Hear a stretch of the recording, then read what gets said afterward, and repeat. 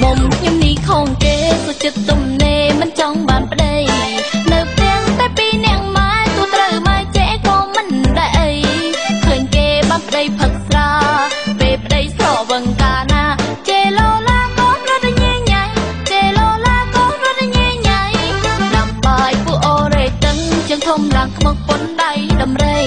ស្រីផ្សេងមានដៃស្រលន់មានប្តីមានកូនខូចចិត្តរាល់ថ្ងៃប្តីខូចប្តីចេញទៅក្រៅមកវិញមកពីមកបីប្រពន្ធចេះស្ដីការរៀងឈ្លោះគ្នាប្រពន្ធចេះស្ដីការរៀងឈ្លោះគ្នាខ្ញុំវិញសុដេកអោបម៉ែមិនទៅតាប៉ែគិតរឿងប្តីស្អីគូស្នេហ៍មួយគូចិនទាំងហាឡើងចង់តែផ្ទះពីរបីដៃប្តីវាយចំមុខចំមាត់ប្រពន្ធមិនព្រមដាំបាយយេតាខ្វាយកាន់តែក្បាលយេតាខ្វាយកាន់តែក្បាលនៅលាវចិត្តសែនត្រេកអរមិនខ្ចីទៅត្រមិនចង់បានប្តីខ្លាចនឹងធ្លាប់ឃើញតែគេមិនចង់សាក់ទេខ្លាចក្តៅក្រហាយបនភូមិខ្ញុំអាចទៅរំមានការគ្មានអ្នកខលឡើយដល់ស្រួលដល់ហើយគ្មានប្តីចាំឆ្លួងដល់ស្រួលដល់ហើយគ្មានប្តីចាំឆ្លួង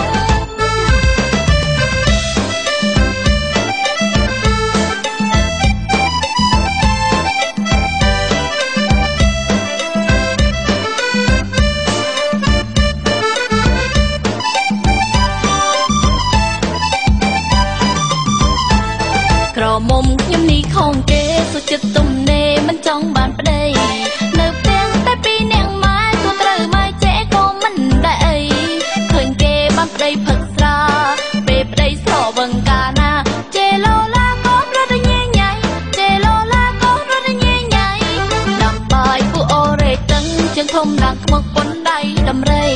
ស្រីផ្សេងមានដៃស្រលន់មានប្តីមានកូនខូចចិត្តរាល់ថ្ងៃប្តីខូចប្តីចេញទៅក្រៅមកវិញមកពីមកបីប្រពន្ធចេះស្ដីការរៀងឈ្លោះគ្នាប្រពន្ធចេះស្ដីការរៀងឈ្លោះគ្នាខ្ញុំវិញសុដេកអោបម៉ែមិនទៅតាប៉ែគិតរឿងប្តីស្អីគូស្នេហ៍មួយគូចិនទាំងហាឡើងចង់តែផ្ទះពីរបីដៃប្តីវាយចំមុខចំមាត់ប្រពន្ធមិនព្រមដាំបាយយេតាខ្វាយកាន់តែក្បាលយេតាខ្វាយកាន់តែក្បាលនៅលាវចិត្តសែនត្រេកអរមិនខ្ចីទៅត្រមិនចង់បានប្តី